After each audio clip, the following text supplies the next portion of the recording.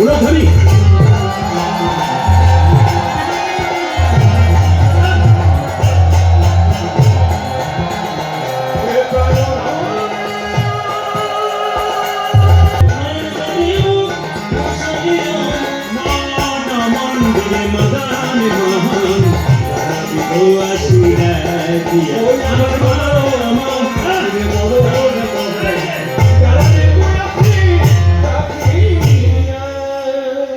আপনাকে যাচ্ছি চশমা পরে, আপনাদের চশমা পরে নবাব এসেছে যেন চিনতে না পারে।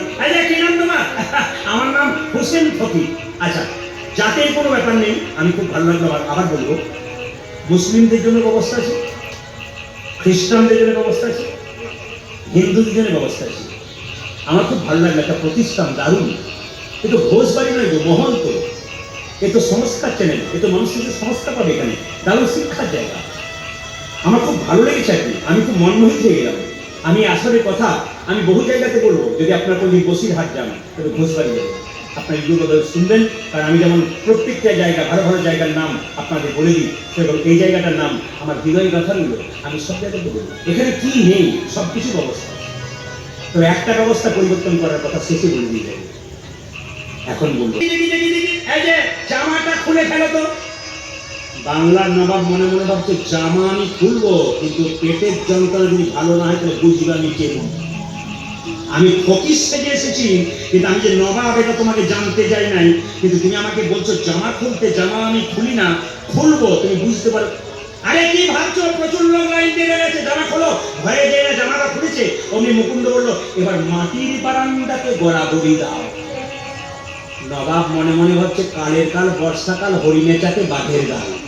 নেহাতে বেকায়দাই পড়েছি বলে পেটের যন্ত্রণা যদি ভালো না হয়, যেই না ঘোরাঘুরি দিয়েছে অমনি চমকা গেল। বলে কেন? যেই না ঘোরাঘুরি দিলাম অমনি অর্ধেকটা পেটের যন্ত্রণা ভালো হয়ে গেল। মুকুন্দ সরকার বলল, সবাইকে দিতে দিতে এক আধটু পড়ে যায়, তোমার হয়তো কাজে লেগে গেছে। ওই দেখি দেখি দেখি দেখি দেখি দেখি দেখি দেখি দেখি আসল ওষুধটা দিয়ে হাঁ করতো। যেই না আসল ওষুধটা দিয়েছে অমনি সঙ্গে সঙ্গে বলে উঠলো, মুকুন্দ। কে তুমি? আমার নাম ধরে ডাকলে? আমি সারা বাংলার নবাব নবাব আপনি? হ্যাঁ, তোমাকে পরীক্ষা করতে এসেছিলাম, তুমি কত বড় করবে। তোমাকে এখানে রাখবো না, তোমাকে আমার মালদাতে নিয়ে যাবো। রাত্রিবেলায় মুকুন্দ সরকার মহাপ্রভু মন্দিরে কেঁদে কেঁদে বলছে, প্রভু তুমি তো আমাকে জীবের দ্বারে হরিনাম দিতে বলেছিলে, তুমি তো আমাকে গরিবের বাড়িতে চিকিৎসা করতে বলেছিলে, তুমি তো আমাকে বলনি মুসলমানের বাড়ি যেতে, আমি কেমন করে মুসলমানের বাড়ি যাব? আকাশবাণী করে মহাপ্রভু বললেন, মুকুন্দ তুমি তো জানো ঈশ্বর যা করে তা। ধরে বলুন, ধরে বলুন। রাজা বলল, হ্যাঁ কে আসিস, সেটাকে বন্দি কর। মন্ত্রীকে যেটা বন্দি করেছে, রাজা একাই বনে গেছে, গভীর বনে ঢুকে গেছে, কোথাও জায়গা পাচ্ছে না। একটা মা কালীর মন্দির, প্রত্যেকদিন মানুষ বলি দেওয়া হয়, পাবি তো পা, রাজাকেই পেয়েছি। ওরা তো চেনে না রাজা বটে। এখন ধরে যেই না ওকে খুঁটোর মধ্যে ঢুকেছে,